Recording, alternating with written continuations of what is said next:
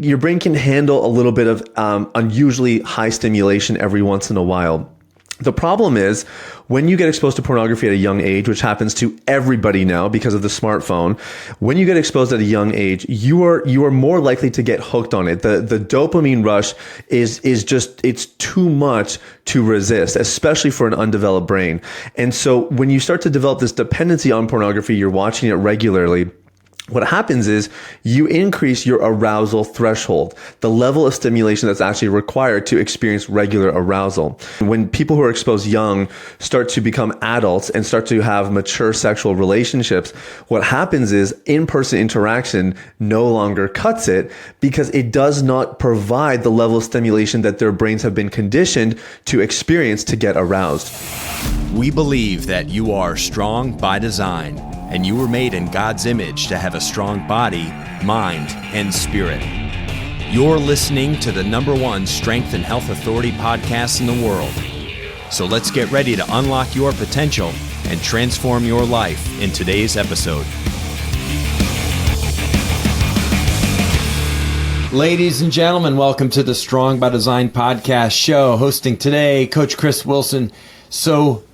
Just thrilled to have you. I feel like I haven't been podcasting much lately. It's summer. I've been vacationing. I've had just a lot of time outside of the office with family and neighborhood 4th of July events and all kinds of fun things. So it's fun to get back in the office and get on a podcast with somebody who I know will be a great help for you, especially all you men out there who I know are probably struggling with some of the things that we'll be talking and touching on today on the podcast. Super excited. I met this gentleman a few weeks ago, and we got to know each other a little bit better. And he had me on his show, and I was excited to then have him on the Strong by Design podcast. Us podcasters are always looking for good guests, and podcasters make great guests. That's one thing I've learned over the last 5 years of doing the show. So really excited to get to the material that we're going to cover today on Strong by Design. But before we get there, I would like to take a quick moment just to say thank you to our return listeners, the people who have been coming back for years and enjoying what we're doing here on Strong by Design. Critical Bench made a decision 5.5 years ago to have a podcast. It just felt like the right time, and we talked to the right people, and boom, we make a podcast.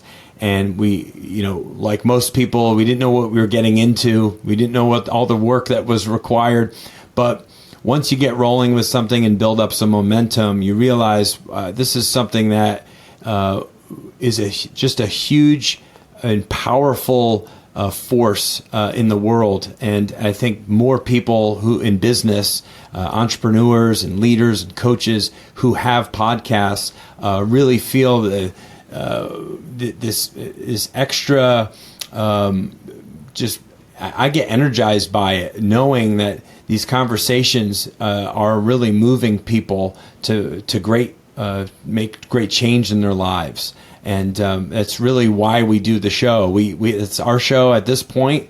After all these years, is still not monetized. It's not something that we're really doing it for revenue. We're doing it because it's a way to give back. It's a way to minister to people and to really help and serve people in a way that we can't do in our regular business here at Critical Bench and fitness and health. And we create great products and programming for people all over the world and help them in all these ways to improve their bodies and the way they feel. But I love the fact that we can touch people in other ways with this podcast and reach them, and hit them with spiritual,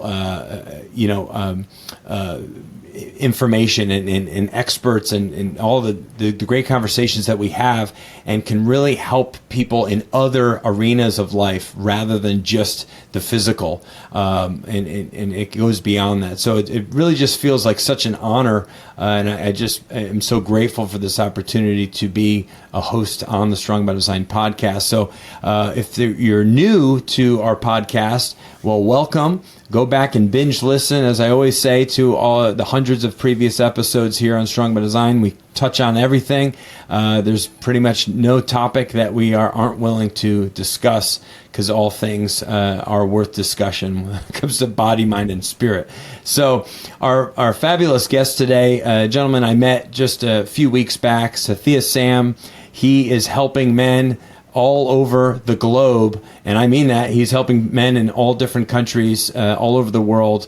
And I'm going to just tell you briefly what he is all about. He is the host of Unleash the Man Within podcast. So yes, he is a podcaster. He is a world-renowned coach. He's an international speaker and author.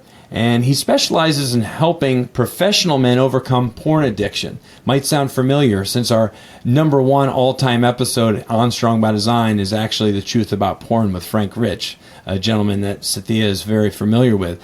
Sathiya's signature program is called Deep Clean, and it's helped athletes and doctors, pastors, executives, and entrepreneurs experience long-term freedom by resolving the root issues of sexual misbehavior. This is a topic that's obviously very in the now, or trending, if you will. This is something I think that's just been growing kind of in the background, or looming in the background, for many years and decades. In fact, it was taboo. It wasn't anything that anyone was really willing to talk about. And I love that it's getting more exposure and more more discussion, because frankly, that's the only way we're going to be able to heal and fix some of these things that men are experiencing. So, Sathiya, thank you so much for taking the time to be a guest on Strong by Design. It's great to have you. Oh, it's my pleasure, Chris. And you gave such a good interview on my podcast, so I'm just excited to be back here, and hopefully I can return the favor at least a little bit. Oh, I have no doubt. I've been looking forward to having you back. I know you're very, very busy, and summertime is supposed to be kind of a downtime, an easier time of the year. Not so much, I don't think, for you, and certainly not for us here. It feels like things ramped up as soon as May was over, and things just got busier and busier. But I'm grateful for this opportunity to speak with you and get to know more about you and your story, your journey, and why you're doing what you're doing, which is so very helpful and important in today's climate. So will you tell our listeners a little bit more about why you chose this work? Why are you doing what you're doing? How long have you been at it?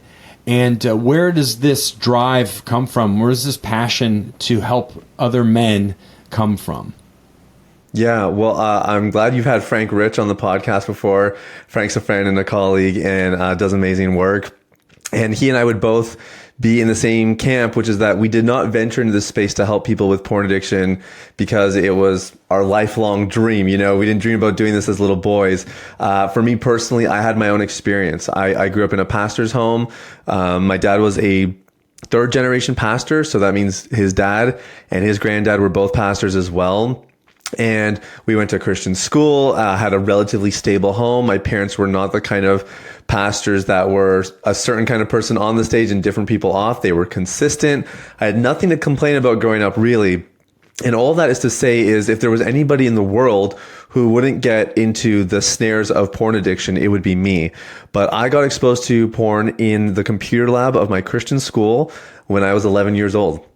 And you know what, Chris, this is 2001. So this is before the smartphone. This is like maybe early years of broadband internet. But really, it just goes to show you that even back then, there was little you could do to protect people from ever seeing this stuff. And it's not like I was addicted overnight. I would say, actually, I was kind of shocked and a little bit disturbed by what I had seen. I was pre-puberty, but by the time I was in high school, I was watching regularly. In universities, where I would say developed into a proper addiction, where I was planning my days around it, and it was starting to affect my overall quality of life and just my day-to-day decision making.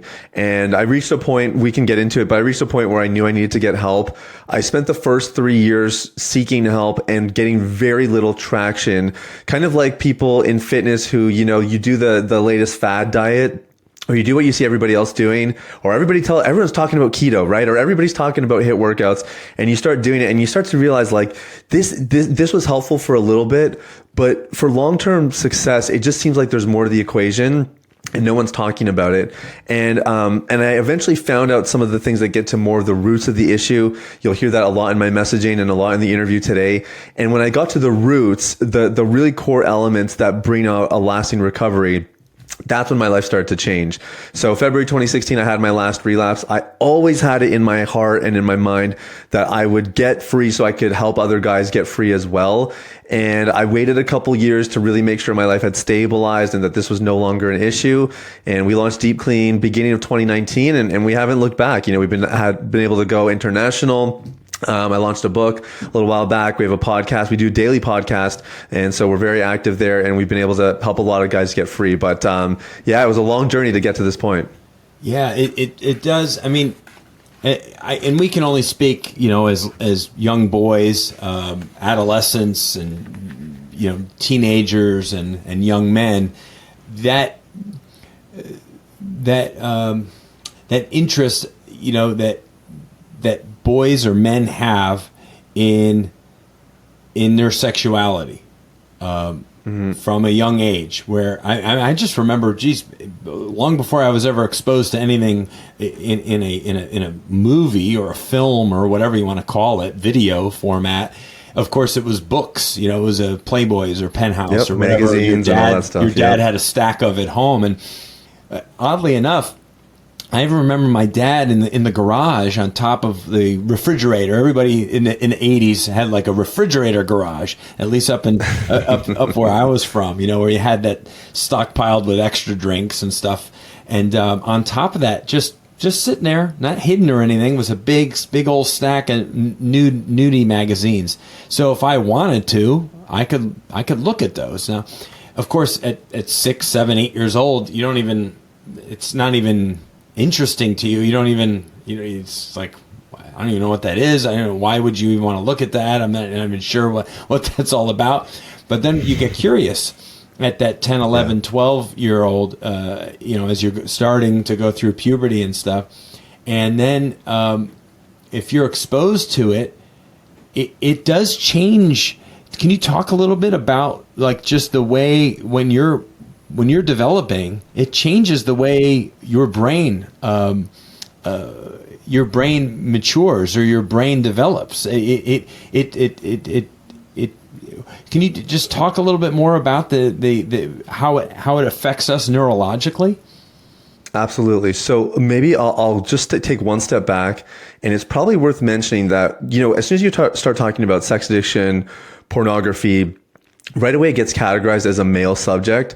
But the analytics now actually show that about 34% of all porn viewers are women.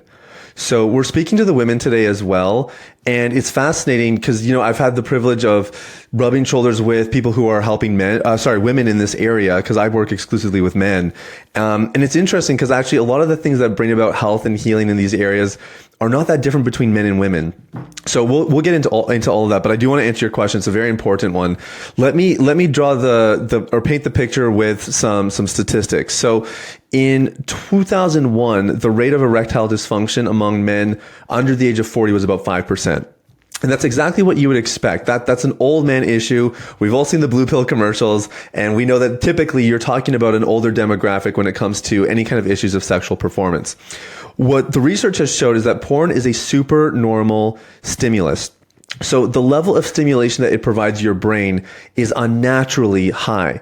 Now, if you were to watch occasionally, the impacts on your brain are going to be more minimal, because your brain can handle a little bit of unusually high stimulation every once in a while. The problem is when you get exposed to pornography at a young age, which happens to everybody now because of the smartphone, when you get exposed at a young age, you are more likely to get hooked on it. The dopamine rush is just, it's too much to resist, especially for an undeveloped brain. And so when you start to develop this dependency on pornography, you're watching it regularly, what happens is you increase your arousal threshold, the level of stimulation that's actually required to experience regular arousal. So when these people, quote unquote, I just mean when people who are exposed young start to become adults and start to have mature sexual relationships, what happens is in-person interaction no longer cuts it because it does not provide the level of stimulation that their brains have been conditioned to experience to get aroused. So today, at the time of this recording, we're recording, mid 2023. The rate of erectile dysfunction in men is reported to be anywhere between 25 to 33%. And these are just of the guys that are willing to admit it. So it could actually be higher. We're talking about a major shift here in the physiology of men, that all stems from the rewiring of their brain, this dopamine dependence, the arousal threshold being elevated. And then the other dynamic you have is that anything that's sexual in nature is also bonding. It's relational in nature. There's no such thing as a sexual experience that is purely physical, even though sometimes the world would love you to believe that. That's just simply not true. And because there's such a strong relational component, there is the release of hormones like oxytocin, vasopressin, things that are very linked with forming healthy long-term relationships that get attached to our porn consumption. And so people's capacity for intimacy is a lot less. Probably the best stat I can tell you is Gen Z is way less promiscuous than they've ever been, than any generation has ever been. I'm a millennial. Millennials were incredibly promiscuous. You would be, I'm forgetting the term now. You're not, whatever's in between. My Gen X. Gen X. Yeah, you're Gen X. Yeah, you're Gen X. Born Gen X as well. Born in 76, baby. I'm a bicentennial baby. Okay, that's right. Me as well. Made it through 2 centuries. Probably won't make it into a third, but hey, we'll take the bicentennial. But what's happening is Gen Xers are less promiscuous, and you think, oh, well, that actually could be a good thing. They're not sleeping around as much, and maybe if you hear that alone, you would think, well, there could be other things going on. Maybe they're just getting to more committed relationships and whatever. No, they're actually dating less as well. So Gen Z is now less interested in getting a long-term relationship. And they're less promiscuous. Well, why on earth could that possibly be? Pornography, because they have pornography. They have everything that they need in porn from, an intimacy, quote unquote, perspective, from sexual arousal and everything else. And all of it comes down to this brain impact, this super normal stimulus that is totally rewiring our priorities in life in general, let alone our own sexual experiences. Wow.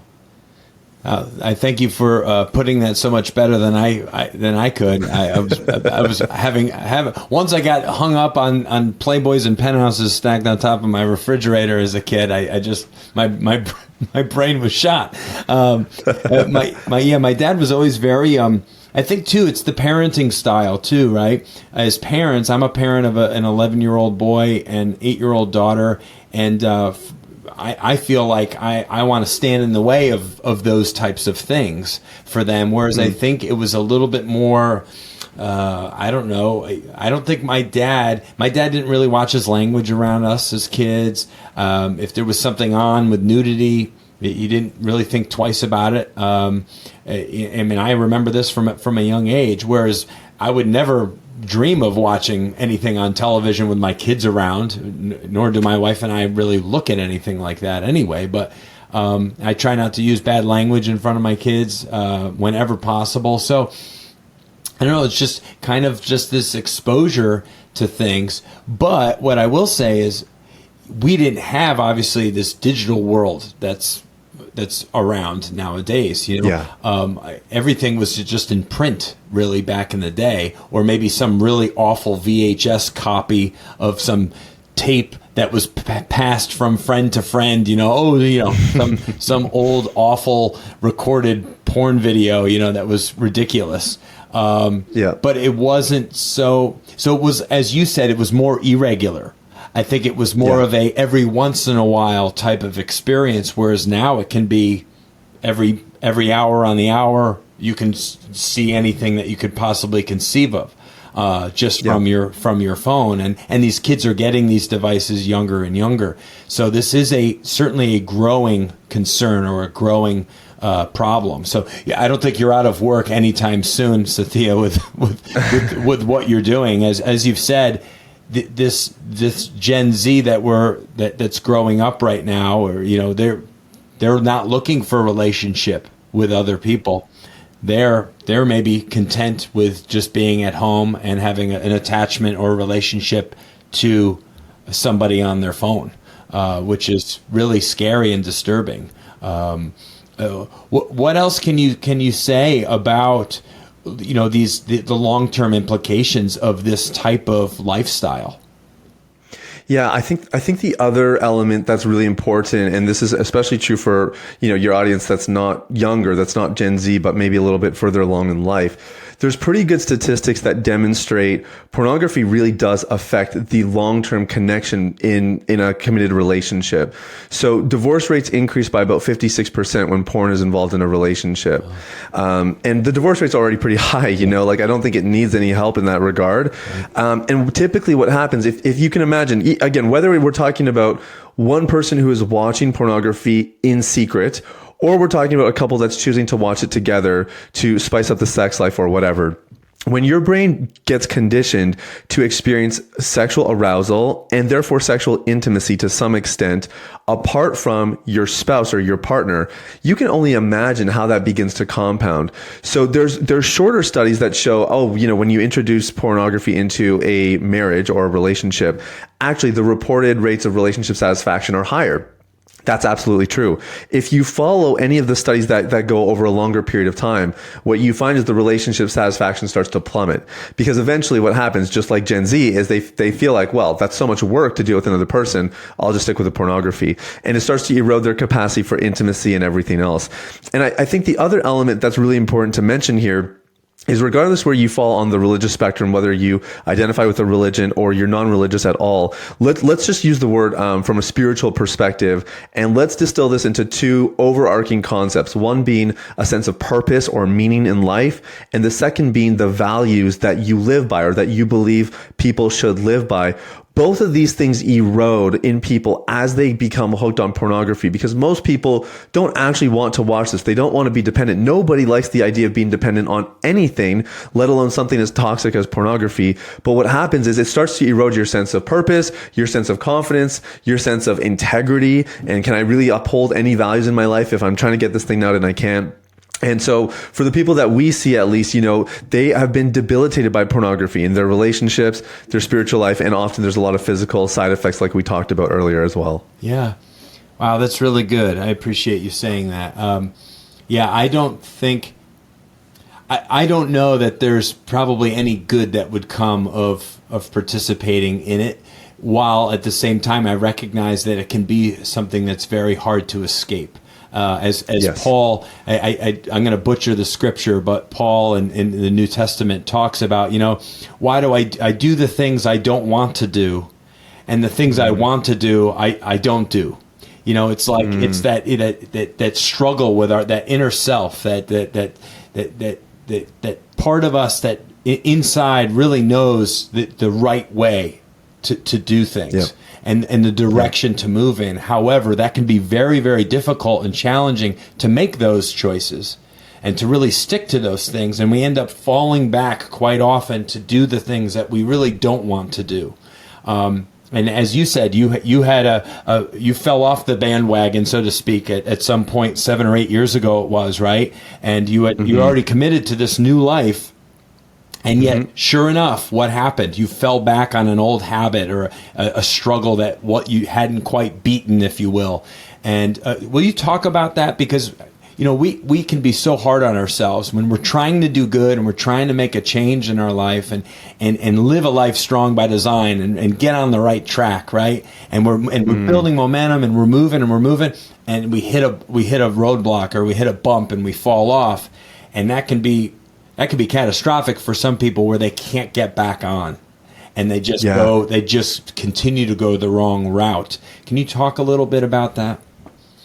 Yeah, for sure. I mean, and this is why I started my podcast a couple of years ago, because I found that this question you're asking was really, really hard to answer. There people were out there struggling, or people were there saying, I know this shouldn't be in my life, but it's sometimes hard to figure out what exactly you actually need to really get it out.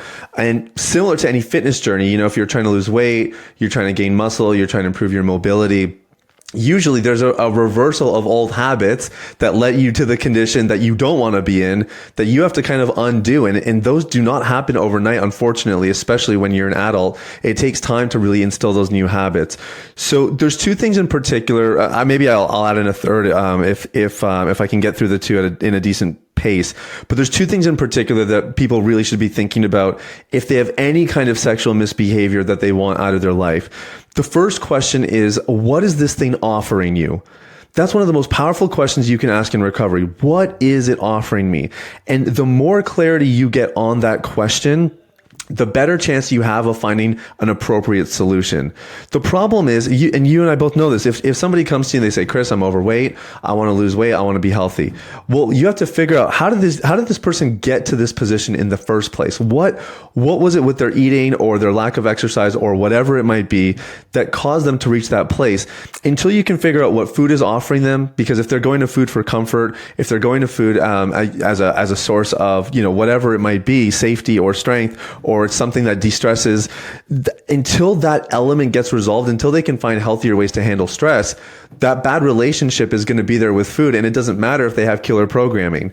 And it's very similar in the recovery sense. If you have people who are turning to pornography for comfort, they're turning to it for intimacy. They turn to it because it's the only place that they know they can go where they're not going to risk rejection. That's why Gen Z is choosing pornography over a long-term committed relationship. They don't have to expend the effort and risk being rejected, right? Pornography is going to accept you every single time. So if you have these kinds of dynamics at play, the first thing you have to ask yourself is, what is this offering me? And the clearer you can answer that question, if someone's listening and you're like, oh, I know what my answer is. No, you don't. You want to take your time with this. You want to answer this really clearly, because if you jump to an answer, it's not fully accurate, then your solution will also not be fully effective. So it's important you get clarity here. And that's what I mean when we talk about going to the roots of the issue. Now, there's three particular kinds of roots. We can go into that later if you'd like, but I'll just brush that off for now. The second component is community. And what the research shows is that the opposite of addiction is not sobriety, it's connection. And so when people are in meaningful relationship with each other, peer to peer, mentor to mentee, whatever it might be, when you are fostering healthy, meaningful relationships, it does something to the human heart that nothing else can. No amount of pills or prescriptions or habits or routines could replace the impact of meaningful connection. So everything we do has, group coaching dynamics, online forums. We do everything we can. I travel around and I'll do live events with our clients, because anything we can do to foster a sense of connection and community is going to position people to really make a long-term recovery. So those two things are really powerful. With men in particular, whether men admit it or not, all men are at least a little bit competitive. And so we find as well, there's a great dynamic that happens when guys start to experience success in a community. It's really inspiring to the other guys. And they're like, hey, he's not better than me. Like, if he can do it, I'm going to figure out how to do it as well. And I think that kind of camaraderie is actually, there's obviously toxic competition, but generally, you're going to have healthy competition, especially in an environment like this where everybody gets it. Like, there's not a lot of criticism or that kind of thing. Let me touch on the third thing really quickly, because I think Critical Bench and the Strong by Design podcast do this very, very well. When you have an expert that you trust, that again is incredibly powerful. If you did an assessment of, all of the, I don't know if you've ever gone down the route of psychotherapy, if you've ever got any therapy yourself, but there are tons of different methods and modalities that have come out in the last 10 to 12 years. So there's like equine therapy as an example, like people being around horses apparently is really good for curing depression and anxiety. I've never done it myself, but like we have all these new methods. And basically if what it shows is that these methods are just as effective as anything else that existed 30, 40, 60 years ago. What they found is across the board in the last 60 years with all these different therapy methods and whatever, the leading factor of whether or not somebody gets a positive outcome from their experience through a program is, do they trust the practitioner? That's it. Do they trust the practitioner? If they trust that person, the chances of them getting the result they want, whether it's with you guys where they want to build a better body, they want to have a stronger mind, or it's with us where they want to get porn out of their life and they want to have, get their life back on track.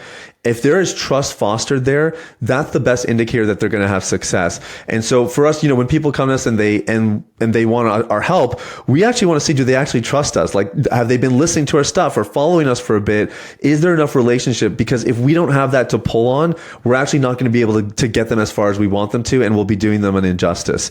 So those three things are really, really important for somebody who wants to embrace the recovery journey. Yeah. That's fantastic. That reminds me of what you had said at the start with that integrity thing.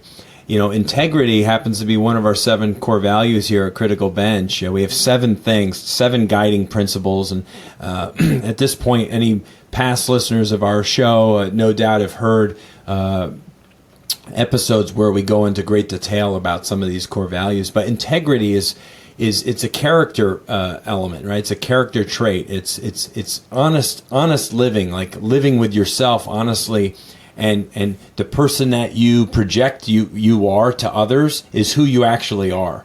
You're not living superficially. It's not a facade, and I think that's a huge part of that connection aspect that you were talking about with other people, is that you're surrounding yourself with people who are genuine and real and authentic and have integrity. And then you're looking for that also in the expert, in that professional, that mentorship relationship that hopefully that you have. I recommend that to everybody. Everybody should have a mentor. It doesn't matter where you are.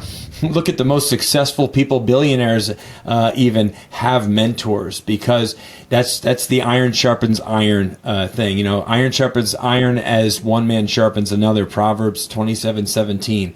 Very, very powerful, and that piece of scripture gets utilized quite often in secular speak, but certainly from a couple of Christian guys talking to each other, we understand the power of connection in small groups, in large groups, in online groups, in person settings, live events of some kind. Those are just huge. But then if you have some mentors in your life, people that are there, that are rocks for you, that hold you accountable. These are huge things to keep you on the right track. And no doubt Sathiya has all of those things implemented in all of his coaching and all of the resources that he's providing on his end. And it's huge. It's what because we're all capable of falling backwards. We're all capable of the mistake, of having a bad day and making a bad decision. But it doesn't mean that we can't fix it tomorrow and get back on track. That's that's the beauty of it. If you've built up all of those things, those relationships, and the accountability with people in your life, they will help get you back on track. And so I think it's setting yourself up properly so that when you have a mistake, it's not going to wreck you. Yeah, that's a really good point. Like your community, your coaches, whoever it is, they're going to be there to catch you. I think the mindset is a really important part of this as well. We've had guys come into our program and they put all this pressure on themselves. They're like, okay, I'm in the program. I can't have any slips. I can't have any relapses or any mistakes. And we're a little bit more like, actually, those are the clients we get the most concerned about, is they do the program and all of a sudden everything's good. And we're a little bit like, what happened here? Like, it's hard to kind of like diagnose and really get into the depths. We can actually learn a lot when people slip, because in some ways it kind of reveals where there's a lack of integrity, like you were talking about before, right? Like you can start to see where the holes are. And if we have the right mindset, a setback is actually a learning opportunity. And so that's what we tell people. Relapse is a part of recovery. It's fine. Let's learn from it so that we can prevent it from happening in the future, and then move on. If we make a big deal of this thing, we're going to live in regret. We're going to live in the guilt of it. We're going to get hung up in our past, and it's just not doing us any favors. Let's keep moving forward, learn from it along the way, and eventually we'll see the trend start to change. Yeah. That's such an important teaching a moment for us, and a growth moment, if you will, because we're all, we're all growing, we're all learning, we're all changing. And hopefully that's the case, because we don't want to be the same person in the next 5 or 10 years that we are today, or that we were 5 or 10 years ago. We want to continue to make strides in bettering ourselves and and hitting our potential a little bit more, and just learning and growing from other people and relationships. That's so important. I was looking at some of your social platform. I think I was on your Instagram, Sathiya, and saw something. It was probably something that a meme you had shared or probably created yourself some weeks back, and it referenced masturbation as sin. And so could you get a little bit more clear, because I know there's listeners out there that are like, well, geez, okay, I'm pretty good. I don't really look at porn. Maybe I gave it up. I know it's not good. I try not to, I don't feel I have an issue with it. It's not something that's like, part of my daily life. However, for a man, masturbation, or even a woman, obviously, is there. Is that something that we should also strive to conquer, if you will, or overcome the desire for that, even if we're happy with our partner? Could you go there a little bit, because we haven't talked much about that on our podcast in the past. Again, a taboo topic. People don't like to talk about such things. But if you could shed a little bit of light on it, I think it would really help our listeners. Oh, I appreciate the question. So this is something I've had to work through personally, because when I quit pornography in February 2016, I also stopped masturbating. So those things were just hand in hand for me. But then I kind of had to think about, well, why is masturbation wrong?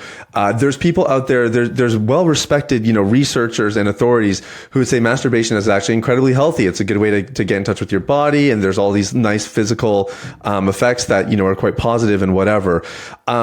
Jesus said in Matthew 5, in the Sermon on the Mount, Jesus said, if you look at a woman lustfully, you've committed adultery in your heart.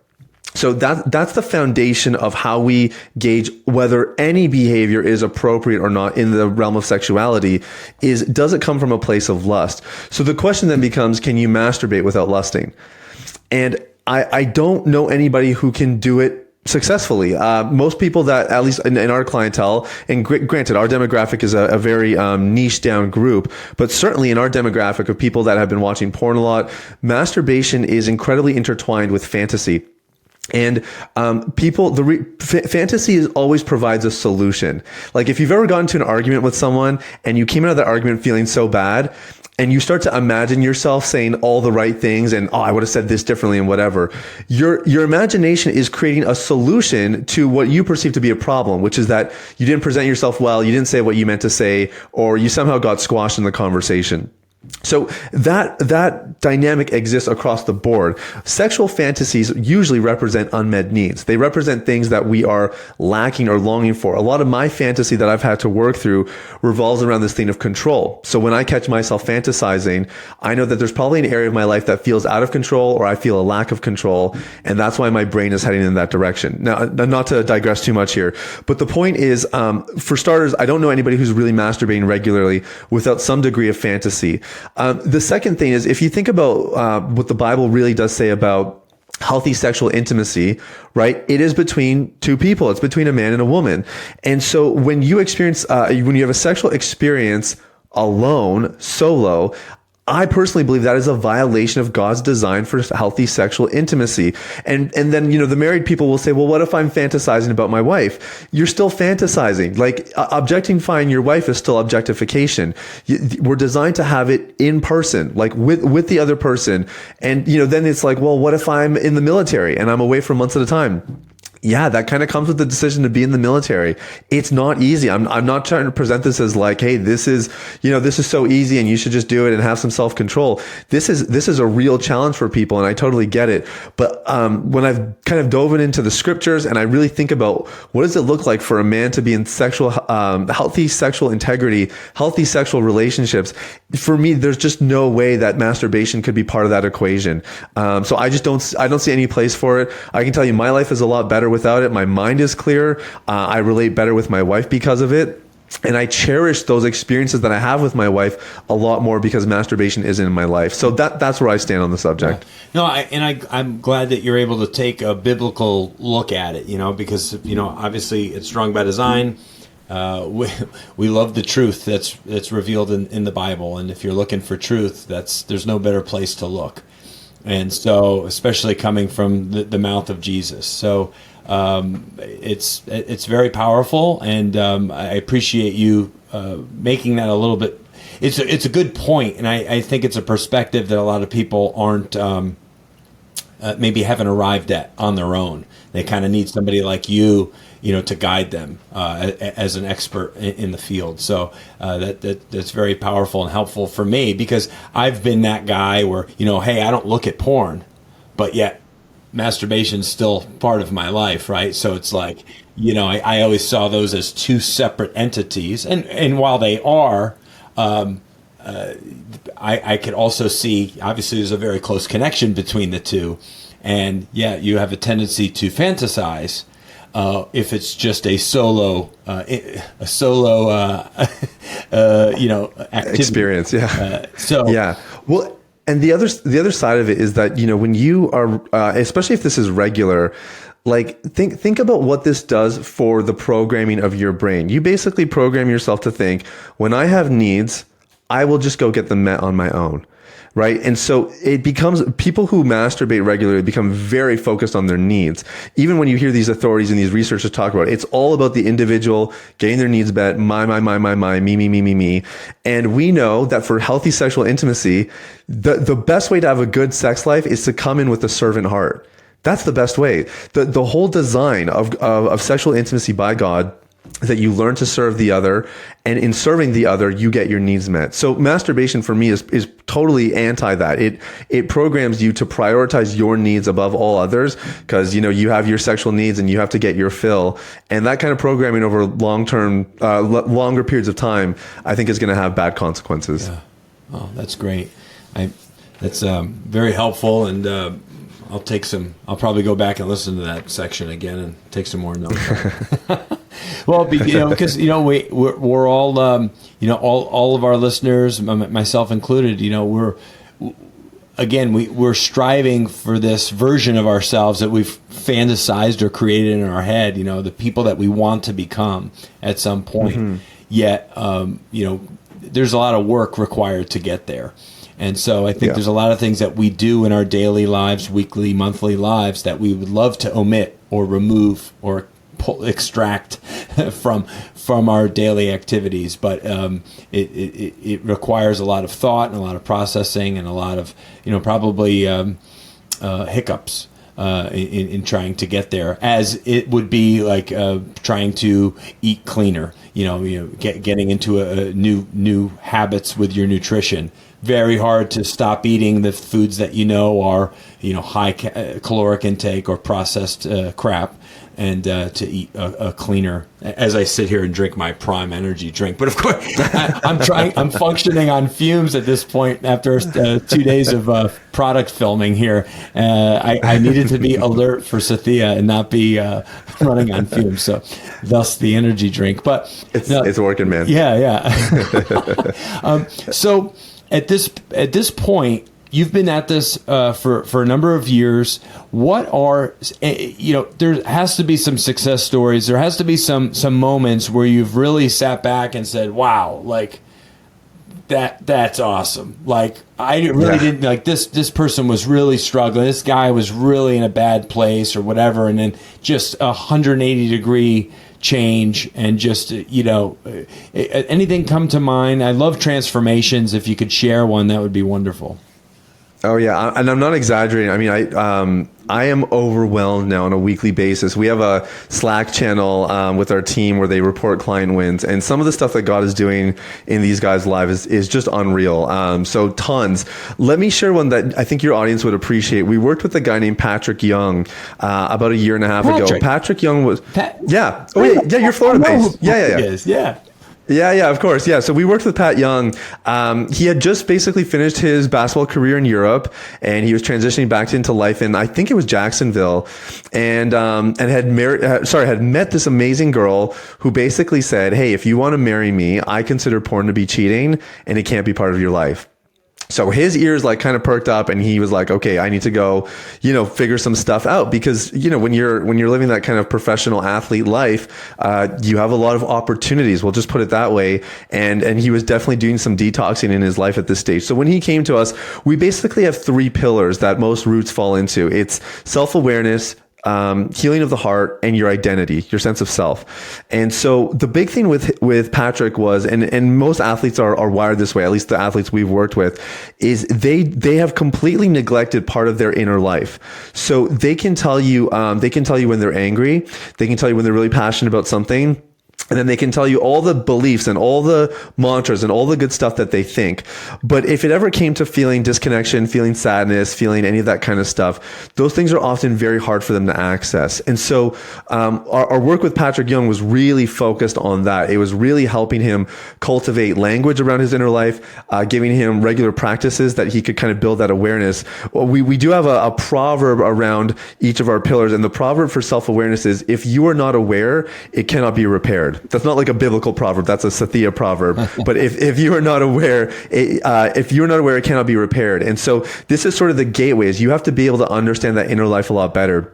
And, we took him through all three pillars, but that was the thing that really changed his life. And what was cool is I was encouraging him. I was saying, hey, some of the stuff you're discovering, you need to share that with your girlfriend. Like, she wants to hear this stuff. And he was so hesitant, almost a little bit embarrassed. He's used to just being this revered guy, right? And it's such a vulnerable thing to share about, some of the feelings he's been processing, or just some of the things he's been working through. But he did it. They grew closer together, and they were engaged by the time he finished our program. And as a matter of fact, he was supposed to get married about 2 or 3 weeks after he finished our program. And he got in a life-changing car accident. I don't know if you heard about this, paralyzed from the waist down. And I got a text from him probably 2 days after it happened. He's still in the hospital. I didn't know. And so he said, hey man, just wanted to let you know what happened. And the cool thing, and to me, this is God in his goodness, because obviously Patrick's rehabbing. He's got a small window where if everything goes right, he might be able to get the feeling back in his legs, if I understand it correctly. And so he's going really hard at it. But the really cool thing is, man, he built self-awareness. He built tools and practices to help him manage his emotions, regulate the things he was going through in day-to-day life, both in his relationship and beyond. And I mean, we had no idea the kind of purpose those things were going to serve in his life. But by the time he got in that accident, his wedding got postponed a little bit. They did get married, but now he's in this kind of rehab stint. And now he's got tools that are not just helping him stay clean, but they're actually going to help him in his rehabilitation and his marriage and everything else beyond. And so that's a little bit of an extreme story, but it gives you an idea of what happens when you really do get to the roots of the issues. Man, things can change your life pretty dramatically. Wow, that's amazing. Yeah, we were destined to speak with each other. Patrick, I think, was introduced to us. It might have actually been Frank Rich, because we're always sharing guests with each other. And Patrick Young was on our podcast several months back. Oh, no way! Yeah, oddly cool. Enough, it's just just the way the way things work, right? And his testimony was just fantastic. Obviously, I had not been connected with you yet, so I just think that's just so wonderful. People go back. I almost feel like saying episode 275 if they go back to earlier this year to listen to that episode with Patrick, but they can hear more about his story, his journey, and obviously giving you more love and appreciation for your work with him in really helping him. And that was prior to his catastrophic accident, which is but I mean, he's found a way though to turn that injury into something very powerful, where he's using it to help other people. So it's just it's a testament to the type of man that he is, certainly. Yeah. And that's just wonderful. Thank you for sharing. And I know there's hundreds more stories like that with the work that you are doing. We have touched on this topic, as I said, a few times on this podcast, both times with Frank Rich. And both of those episodes, it's actually 2 episodes that we considered part 1 and part 2, even though they're years apart.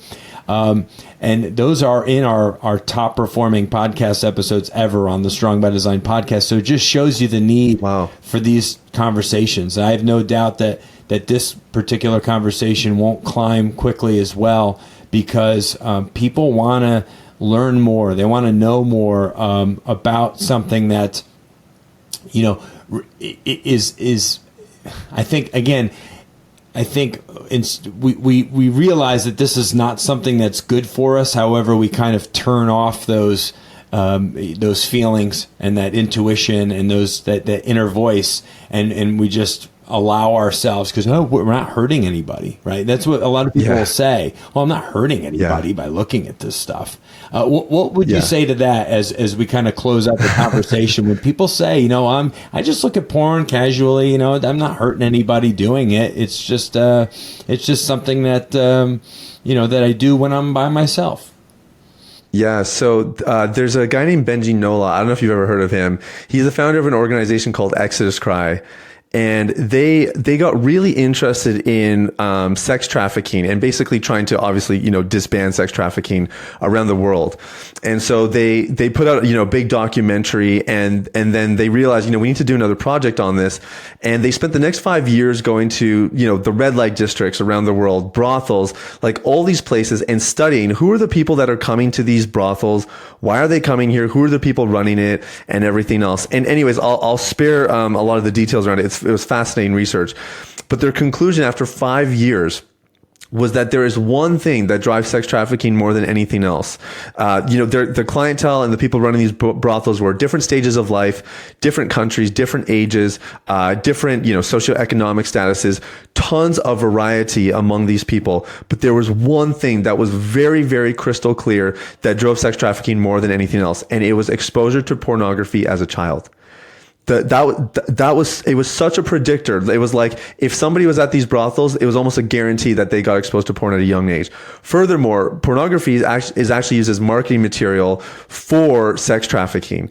And a lot of people don't know that. So, when you say like, oh, it's like somebody saying I'm smoking cigarettes, but it doesn't really affect anyone else.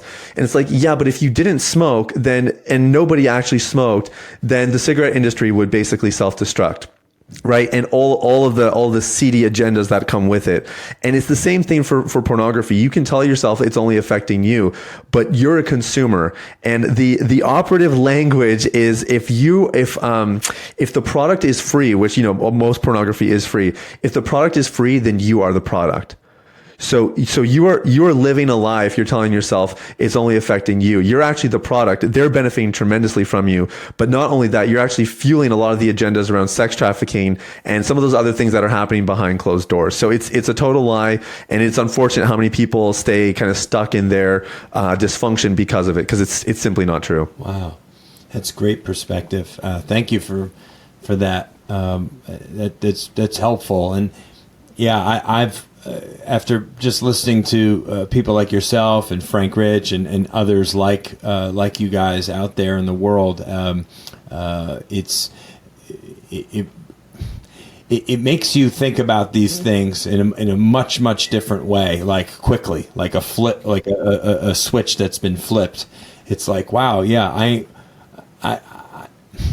I'm not hurting directly in the moment other people, but what I am doing is I'm being a consumer of something that's very ugly, very dark, and it's almost like you're giving it a nod of approval in some way. It's like that this is okay, but this is nothing that any of us would want for our own children, right? So yeah, it's not great point. For me. If it's not good enough for my son or my daughter, then it shouldn't be good enough for me. Or for any other self-respecting person of integrity, and so that's why I think we all have to look at ourselves in the mirror and what do we want for the next generation, for our children, for if we don't have children, for our siblings' children, or for our neighbors' children. This is an ugly thing, an ugly industry that really wrecks people, that wrecks people's lives.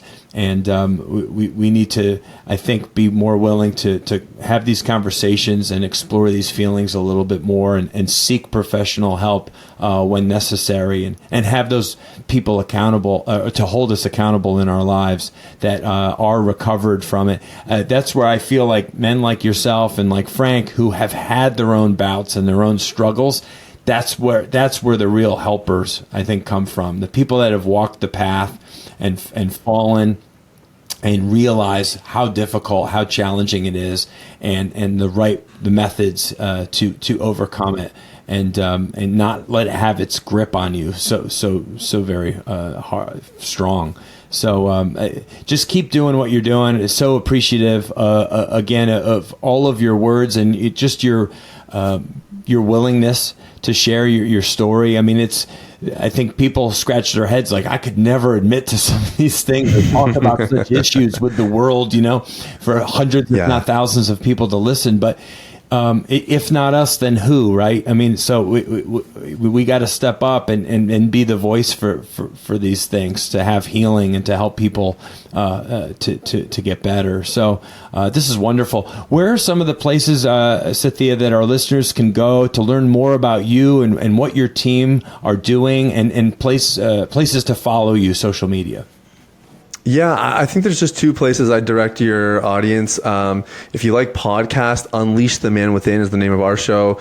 We're a daily show. We really do try to provide just daily content because we know this is it's a daily struggle. And so that's a really easy win for your listeners. And then on Instagram, we're very active there. We post every day. Probably have 300 to 400 conversations a day on Instagram. Really trying to just give people resources, help out any way we can, answer questions, all that kind of stuff. And I'm in there quite a bit. So like in the DMs quite a bit. So Instagram is awesome. And the podcast is Unleash the Man Within. Wow. Wonderful. Great resources. So listeners, check out another great podcast with Sathiya Sam, Unleash the Man Within. And then also you can find him on Instagram under the same name. It's Sathiya. It looks like Sathiya Me Sam. Is that? Yeah, that's right. Yeah, those are my middle initials. I'm not super into myself. Yeah, Sathiya Me Sam. Yeah. I love it. Well, I am following, and be a regular listener of your podcast, and so I really. I'm grateful for this opportunity to get to chat with you and share what you're doing in the world with our audience. It's been wonderful. Thank you, listeners, for coming to the Strong by Design podcast, for checking us out. I will ask you one thing. I ask this almost every episode. If you could share this episode or this podcast with one friend or family member, just somebody who you feel this could help.